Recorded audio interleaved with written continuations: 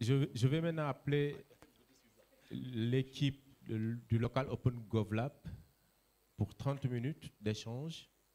Fodé. Ok, merci. Nous allons vous présenter le projet, un des projets phares de Africtivis. Comme vous savez, le plus souvent, il y a une perception depuis quelques années, d'ailleurs au moment où on lançait Africtivis, qui était que les blogueurs, les activistes étaient des contestataires. Donc on n'avait pas bonne presse, notamment au niveau politique.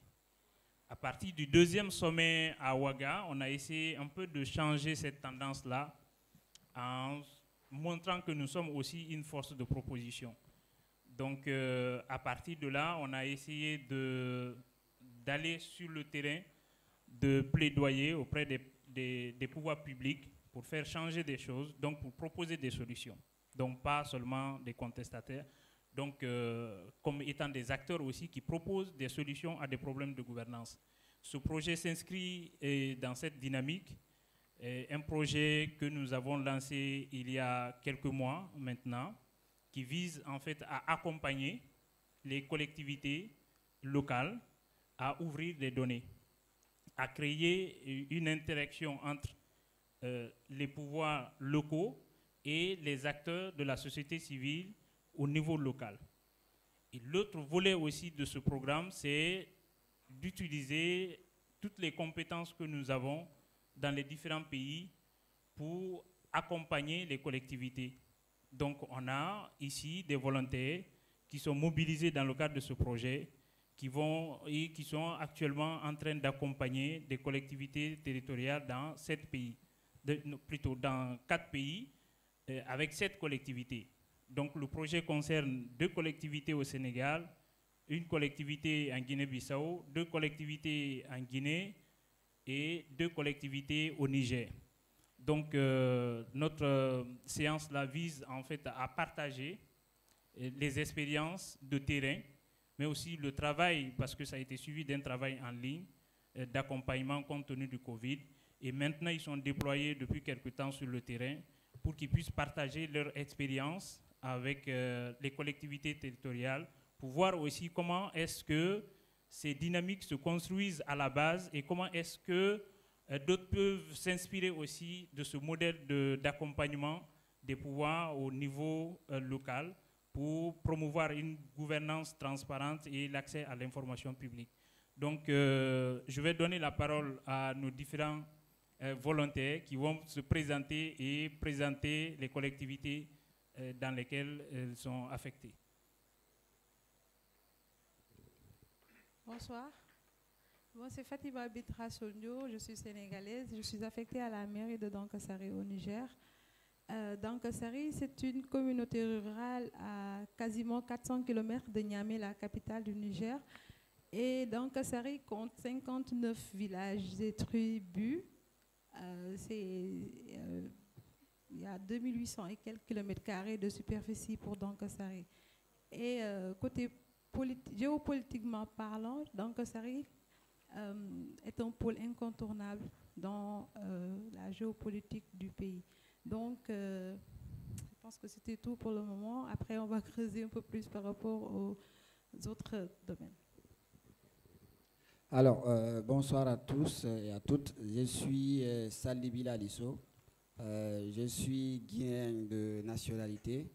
J'étais censé aller à Dakar, mais après le coup d'État, nous avons réaménagé le programme pour que je reste chez moi, donc à l'Abbé, qui se situe à 440 km de la capitale Conakry, donc qui se situe aussi à la frontière entre la Guinée, le Mali et à peu près même la Guinée-Bissau. Donc, comme Fatima l'a dit, après on va revenir davantage sur ce que nous sommes en train de faire sur place. Merci.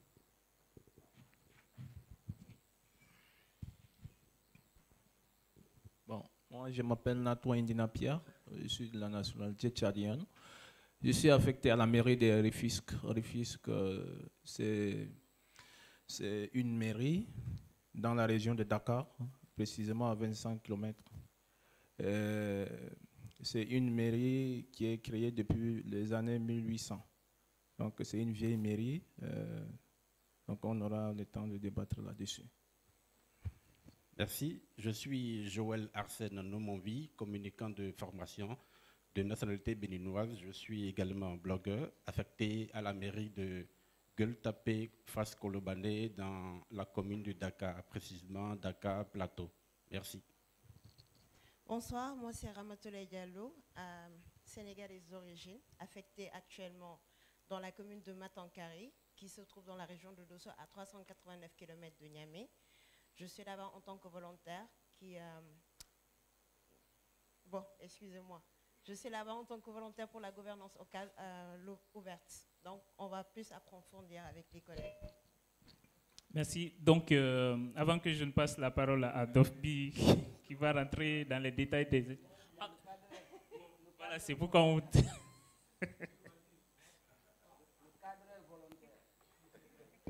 Moi, c'est Malmo Dosré, je suis de la Guinée-Bissau.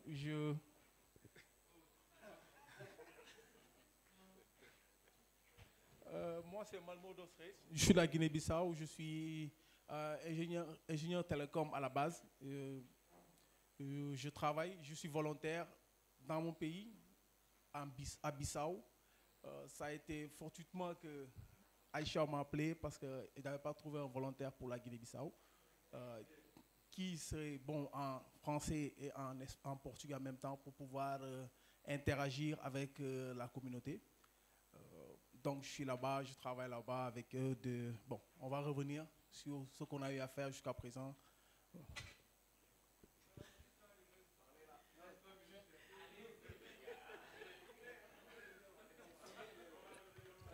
Donc,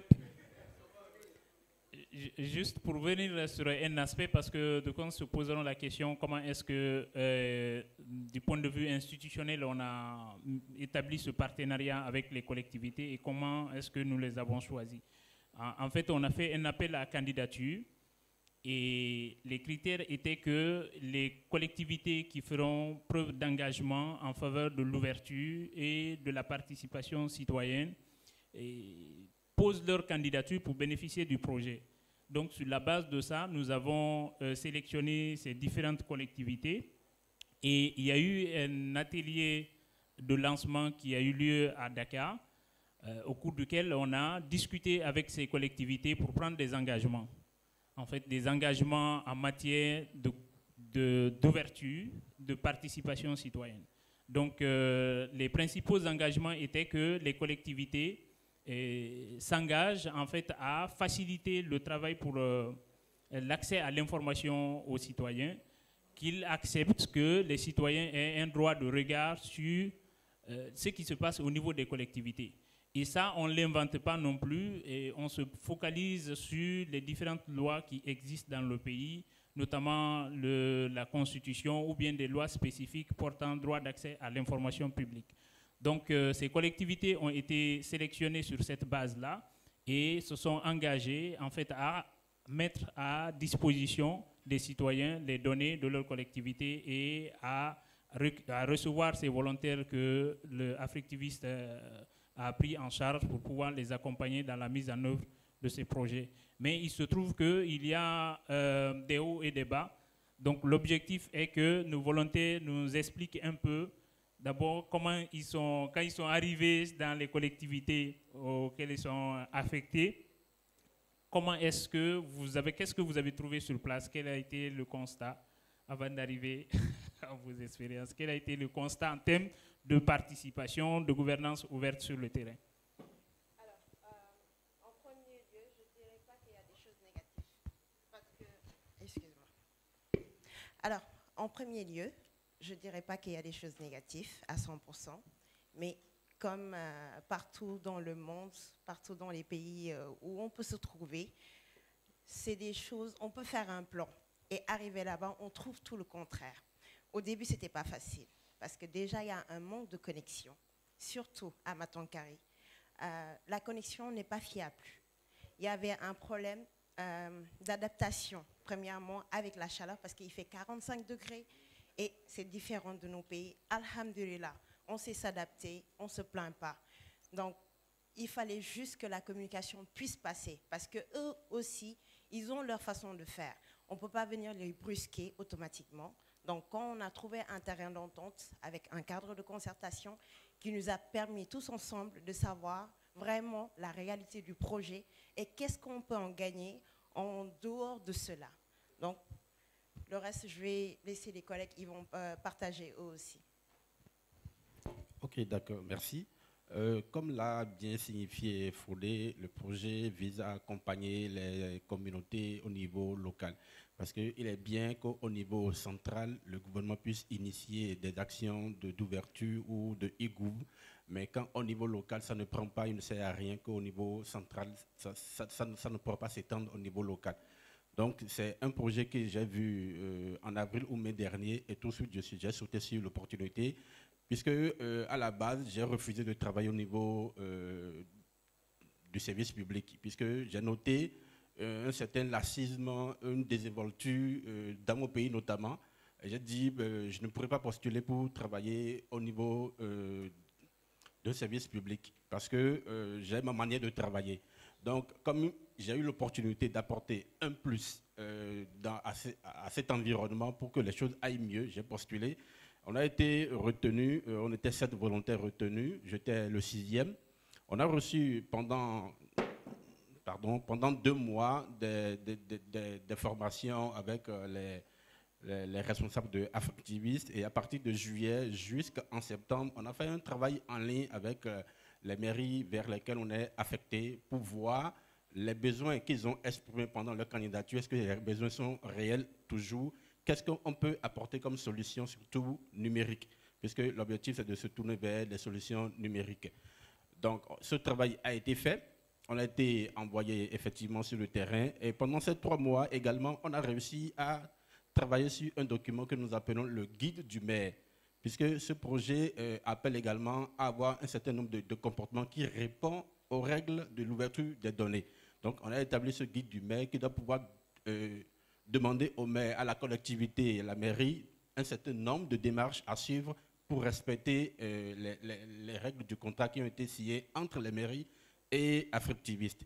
Maintenant, une fois affectés sur le terrain, bon, les amis ont été affectés bien avant moi parce qu'il y avait eu un petit souci à mon niveau dû à la Covid. Moi, je suis affecté dans ma mairie le 26 octobre dernier.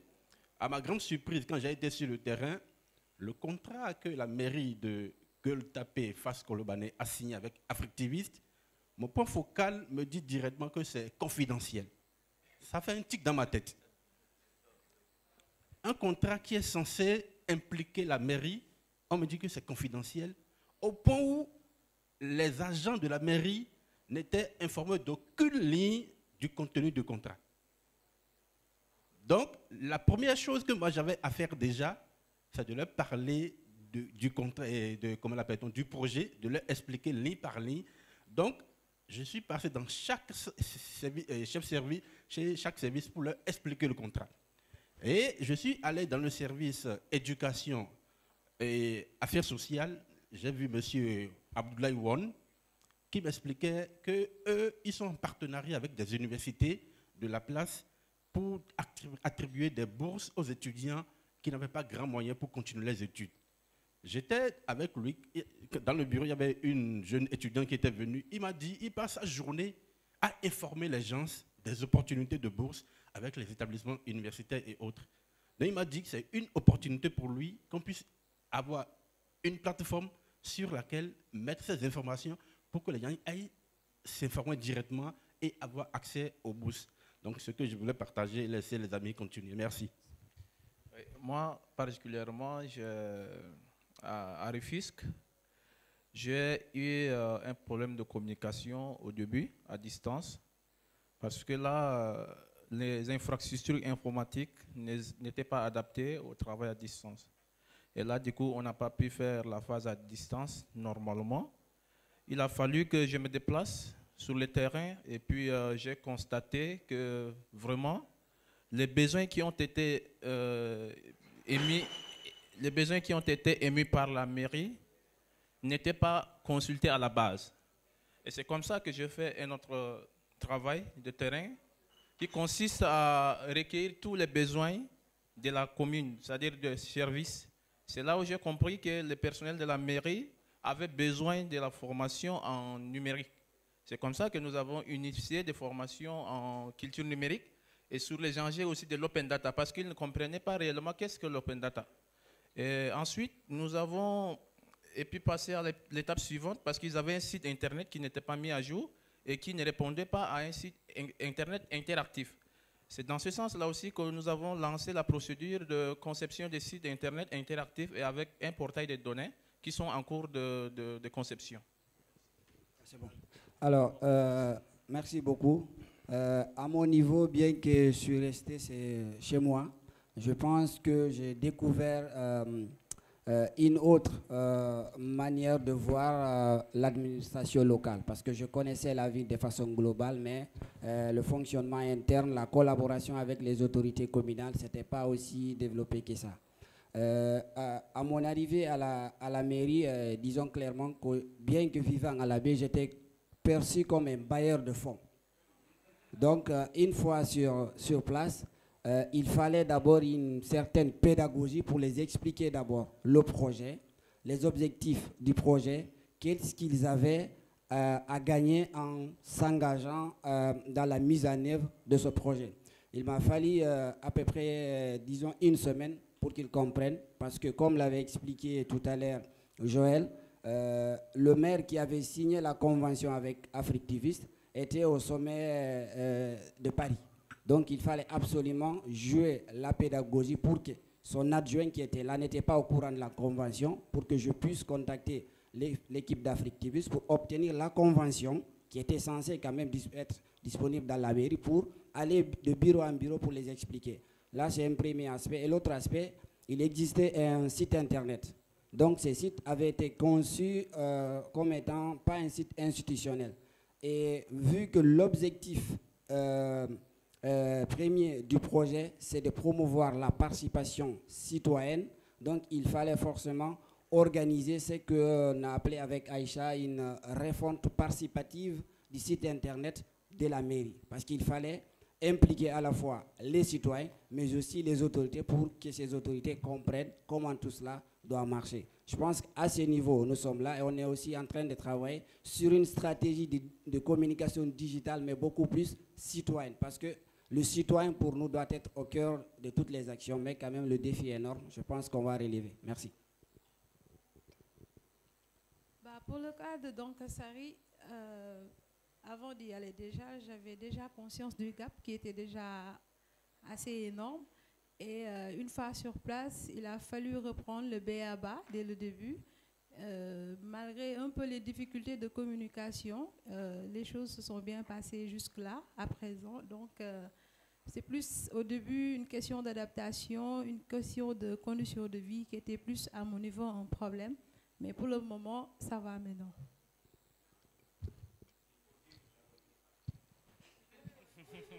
Bon, déjà, oui, j'ai parlé des conditions de vie, mais sans les détails. Déjà que je dors dans la véranda, dehors, par terre, avec les insectes, pas d'électricité à partir de minuit. Et là, j'ai chopé plein d'allergies et de trucs.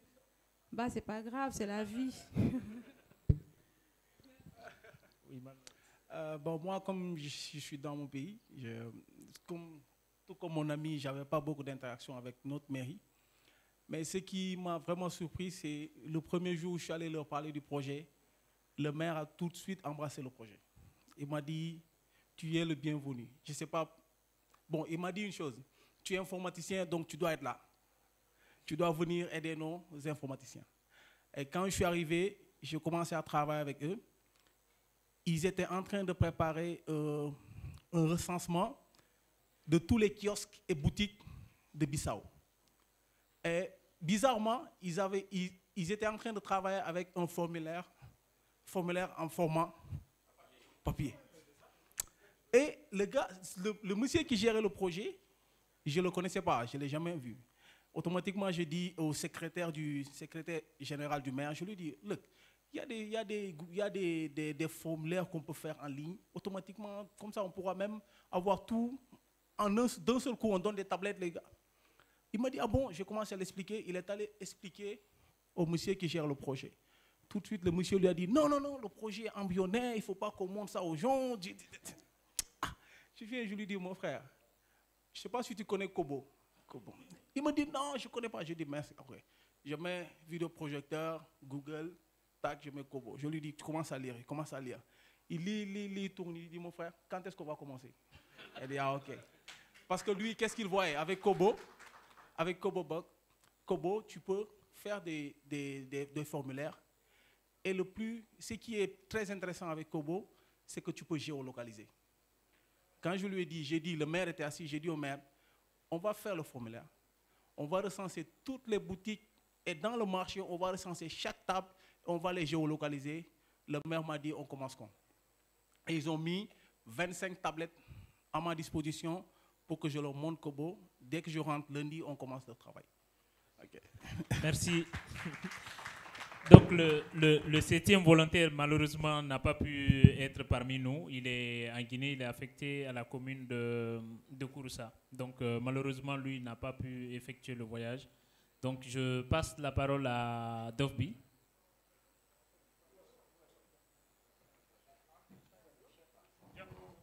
Merci encore, Fodé. Donc, je suis censé les accompagner sur la partie technique du projet.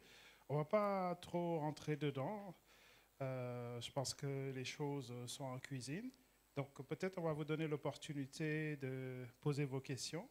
Peut-être que vous demandez des choses, vous avez envie qu'ils partagent leur expérience. On a une question ici. Merci, c'est Ngor John. Je suis sociologue et membre d'Affectiviste, chargé de projet. J'ai effectué une visite à la mairie de Rufisque où j'ai trouvé Pierre en situation de terrain. Et j'ai été au courant des contraintes. C'est pour avoir une idée de ce que vous avez déjà retenu comme leçon. Si vous aviez des mots par rapport à un volontaire qui va rejoindre une mairie, quels seraient vos 2 mots pour ce volontaire-là? C'est important pour nous.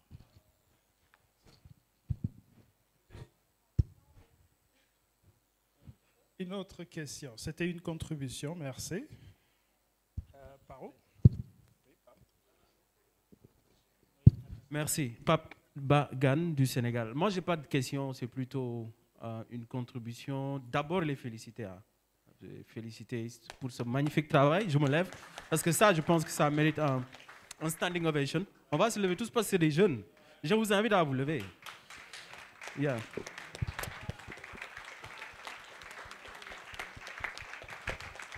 Super. Depuis ce matin, on parle de changer le narratif. Changer le narratif commence par ça.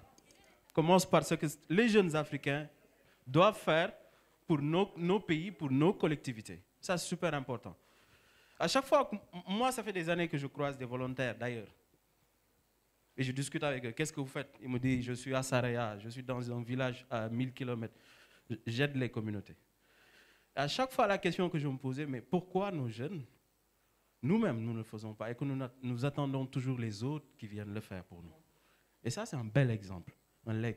Ça va être difficile. Ça ne va pas être simple. Vous allez apprendre. Vous allez vous forger. Et vous allez développer, vous allez aider ces communautés à mettre en place quelque chose. Et ça, c'est super important. Je pense qu'un des atouts, ou du moins un des points positifs que ce projet doit avoir, c'est de documenter ça, de le montrer à la face du monde, d'inspirer les autres jeunes dans d'autres pays, dans d'autres communes, de pouvoir faire autant. Documentez tout ce que vous faites. Et à la fin, sortez le framework, partagez-le. Affectiviste va diffuser ça. Et vous allez montrer ça à la face du monde. Pour dire à la jeunesse africaine, ceux qui disent, oui, nous attendons l'État, nous attendons les autres qui viennent nous aider, nous attendons l'aide d'ailleurs. Ça commence par nous-mêmes.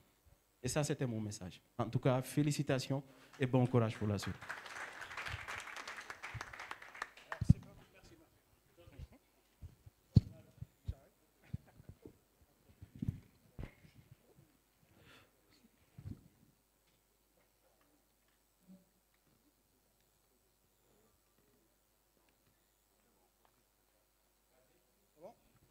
Ok, merci. Comme les autres, je félicite vraiment les volontaires pour ce travail qui est en train d'être effectué, ce travail de terrain. Et premièrement, je voudrais revenir un tout petit peu sur certains aspects et peut-être lancer la réflexion pour qu'on discute. Je pense que j'ai discuté déjà en amont avec certains responsables d'Africtivistes parce que justement, ce qui est en train d'être fait là, c'est un travail de fond. Et je sais que par exemple pour nous à Blogui, on avait une initiative qui avait été assez similaire dans les principes au niveau des collectivités, notamment avec la mairie de Kaloum. Et donc, quand ce projet a été lancé, moi, j'avais un peu de frustration pour une simple raison, c'est que en tant qu'un réseau local qui est intégré dans Africtiviste, c'est que je ne voyais pas de continuité dans la démarche. C'est-à-dire que nous, en Guinée, on lance un projet dans une collectivité locale, on continue, on a des blocages actuellement qui fait qu'on n'évolue pas beaucoup. Mais après, il y a un autre projet dans presque la même dimension, sans que je ne vois un peu un fil conducteur. J'étais un peu, d'abord la frustration, et puis un peu sceptique, parce que justement, pour être buté à des difficultés, je sais qu'au-delà de notre volonté, il y a des questions structurelles qui sont là et qui peut-être pourraient empêcher que ce type de projet, après, notamment la période où on a un peu de financement et tout, que ça continue. Donc, ma question et l'interrogation que je pose ici, c'est quelle démarche mettre en place pour que ce type d'initiative-là, après qu'on ait les ressources, parce que c'est ça, nous, notre problème, c'est qu'on a fini avec la mairie de Kaloum, on les a accompagnés. Maintenant que nous avons quitté, ils nous disent qu'ils n'ont pas d'argent, qu'ils ne peuvent pas faire le minimum.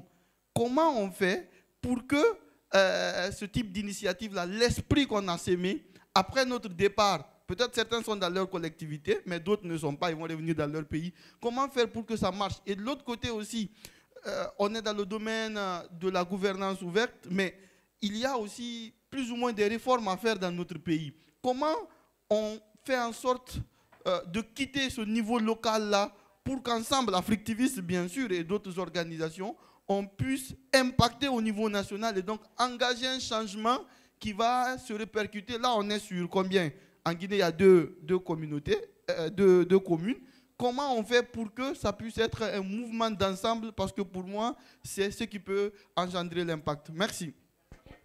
Merci pour la contribution. Peut-être préciser qu'on a appris de la Guinée et que Fodé, qui est de la Guinée, a beaucoup aidé dans la mise en place de ce projet. Et c'est une continuité. Peut-être que Fodé ne s'est pas appesanti sur ce point-là. Merci encore. Ok, merci. Je félicite Africtivistes ainsi que les volontaires pour cet excellent travail.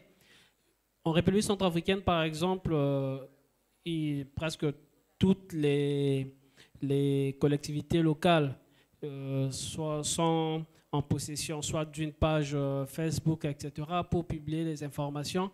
Mais ce sont des informations qui font éloge ou le culte beaucoup plus des personnalités qui sont à la tête de ces institutions.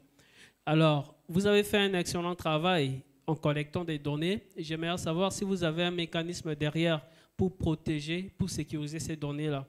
Parce que là, vous êtes des volontaires, c'est dans un temps assez limité, vous allez partir un jour. Quel est le mécanisme derrière pour protéger les données qui sont collectées? Parce que chez nous, toujours, malheureusement, quand un régime part, il part avec l'archive, tout en lui. Merci. Très bonne question. Est-ce que je devrais répondre maintenant ou laisser Fodé ou les volontaires répondre? Mais sachez-le, tout ce qui est public, c'est public. Qu'est-ce qu'il faut protéger quand c'est public? Je me pose la question. Merci, je suis Taïro Kabero, membre de la communauté au village en Côte d'Ivoire. J'aimerais compléter la question de mon frère. Comment on pérennise l'initiative? Parce que en Côte d'Ivoire, quand une administration change, tu reprends tous les contrats avec la nouvelle administration. Je ne sais pas si c'est la même chose ailleurs, mais c'est une réalité qu'on trouve. Tu as signé un partenariat avec un maire ou un ministère, et quand il change, tu reprends tout à zéro. Comment on pérennise l'initiative? Merci. D'autres questions ou contributions? Sachez-le, c'est public. ça vous appartient, ça n'appartient pas à l'État. Donc, Fodé, on va s'efforcer de répondre à ces différentes questions ou contributions. Ok, sur la pérennisation, il faut d'abord dire que ce projet, c'est une expérimentation. Donc, vous avez bien entendu les difficultés qui ont été soulevées. Ce ne sont pas forcément des choses que nous avons prévues. Et sinon, on a été très rigoureux sur le choix des collectivités. On a fait des entretiens avec eux pour s'assurer que l'environnement même de travail permet de la mise en œuvre du projet. Et qu'il y ait une volonté politique. Parce que le principal frein en ce genre de projet, c'est la volonté politique, comme ils l'ont souligné. Mais malheureusement, le terrain nous enseigne autre chose. Donc cette phase va être une phase d'apprentissage pour nous, pour pouvoir améliorer. Sur le volet pérennisation, nous avons intégré dans le projet en fait, le renforcement de capacité au niveau des collectivités. Au niveau de chacune des collectivités qui a été sélectionnée, nous avons un point focal. Donc nous avons exigé que les mairies nous proposent 2 personnes. Un référent politique, donc qui va être le maire, qui va être le garant de la mise en œuvre du projet en termes d'appui politique, donc de faciliter les démarches, notamment les permettre de pouvoir interagir avec l'ensemble des services pour s'assurer que c'est une politique qui vient même du maire et qui l'appuie pour faciliter les démarches. De l'autre côté, un référent technique qui va être avec les volontaires pour pouvoir les aider en fait, à comprendre le travail qu'ils sont en train de faire pour qu'ils puissent prendre la relève. Mais on sait que c'est vraiment difficile, mais cette phase-là, il faut mieux d'abord qu'on tente pour voir jusqu'où nous pouvons aller et comment est-ce qu'on peut améliorer cette démarche pour les prochaines étapes. Pour parler de comment est-ce qu'on peut mettre tout ça ensemble, et bien évidemment, on sait qu'au niveau de Africtivis, les membres sont un peu partout, mais on fonctionne sur la base de partage, de collaboration, que c'est pourquoi on expose aussi le projet. Et quelqu'un a parlé de documentation. On veut aussi documenter pour que d'autres, dans d'autres collectivités, dans un des pays africains, qui ne bénéficieront pas forcément du programme LOG, puissent aussi utiliser les documentations qu'on produit pour avancer et aller à une étape où nous n'avons pas été et s'approprier des défis pour pouvoir les surmonter. Et prochainement, nous aussi, on peut se nourrir de ça pour faire avancer le projet. Par rapport à la documentation, je rappelle juste, entre nous volontaires, nous avons des réunions hebdomadaires. Ça ne nous a pas été imposé par l'équipe d'Africtivistes. Et chaque réunion, on a un PV. On a un PV, on partage nos expériences, on documente tout ce qui se passe dans nos mairies et chacun doit son cahier de bord pour pouvoir documenter après, partager entre nous. Et par rapport même au contenu de formation, si Rama par exemple prépare un module de participation citoyenne, moi je n'ai pas besoin de le faire. Elle m'envoie, moi si j'ai d'autres modules, je partage. Donc c'est comme ça on fonctionne. Donc il y a quand même une interconnexion entre ce que nous sommes en train de faire et que ce soit en ligne ou de façon virtuelle. On essaie quand même de pousser au maximum et même de faire des propositions à l'équipe d'Africtivistes pour pouvoir améliorer même notre manière de fonctionner, manière de dérouler même le processus. 2 mots, documentation, agilité. Bon, moi ce que je voulais... Oui, 2 mots. Je voulais juste rebondir un tout petit peu par rapport avec ce que Fodé a dit. Parce que concernant la mairie de Matankari, arrivé là-bas, il n'y avait pas de matériel, il n'y avait pas de connexion et une partie de la mairie était délabrée. Ils ont eu un accident de court-circuit. J'étais obligée de faire avec. Je ne pouvais pas être là à appeler à Africtivis. Non, ils n'ont pas ça. Non, j'étais amenée là-bas à être volontaire. Donc, je devais faire avec les moyens de bord et essayer de trouver comment pérenniser la chose. Et la façon la plus simple pour la pérennisation, c'est les gens qu'on est en train de former là-bas.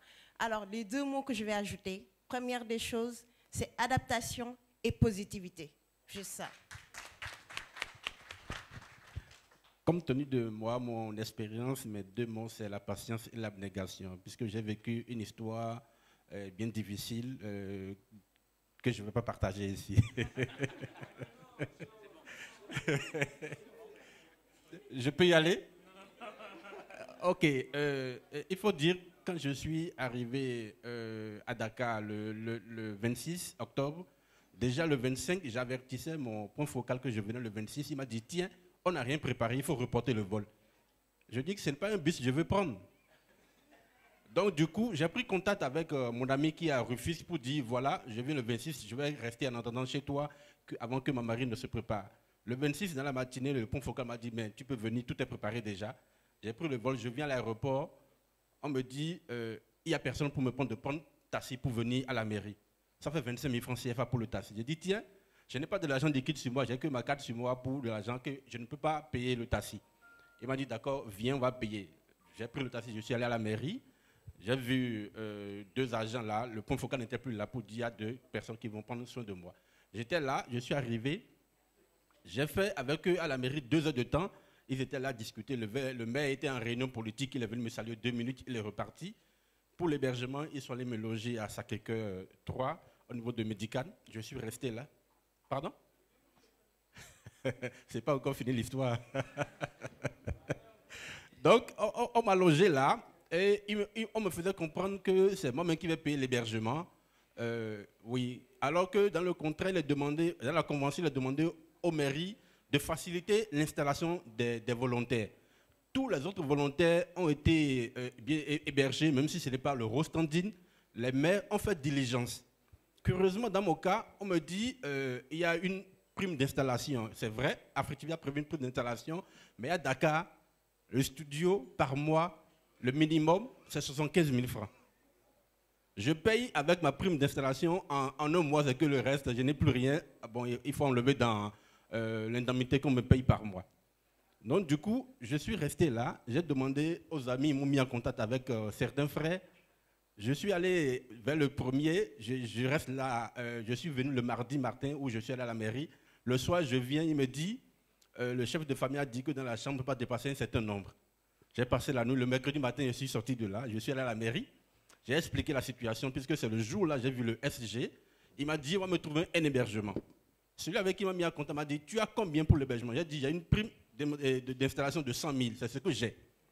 Il m'a dit, on va te trouver l'hébergement. C'est le soir-là qu'on clôturait les dépôts de candidature pour les municipalités. Il est parti avec le maire. Je suis resté à la mairie.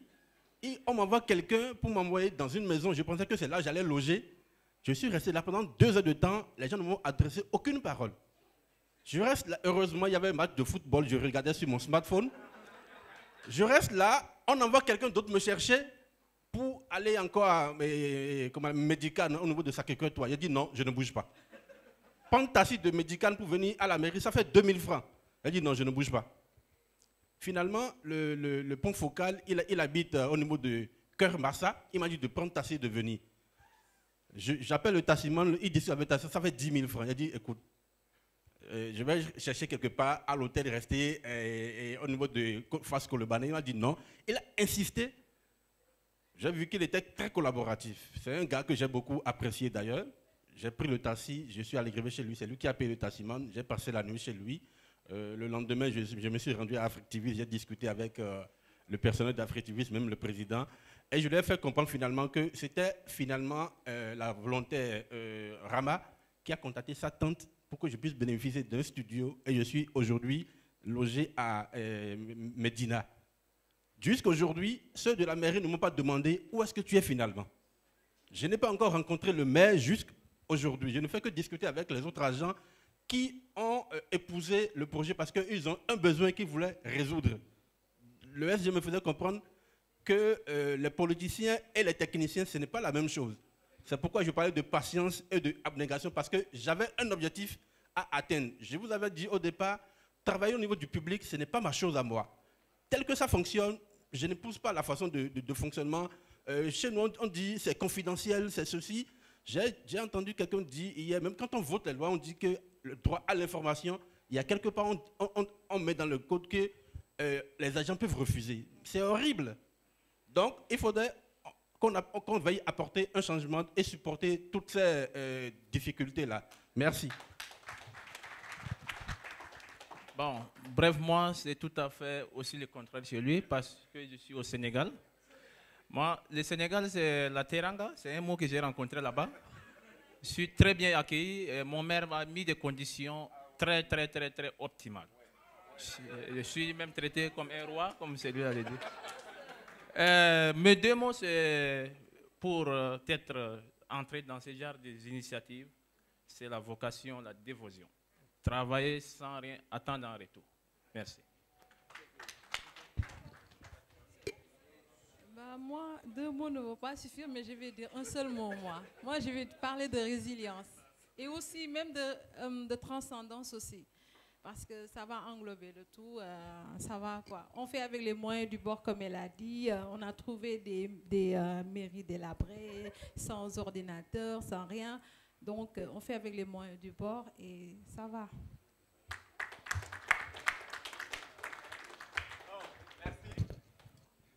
Merci beaucoup, les amis. Merci. Et vous rentrez demain pour certains. Retournez dans vos mairies. Moi, je ne vous connais pas. Merci et bravo.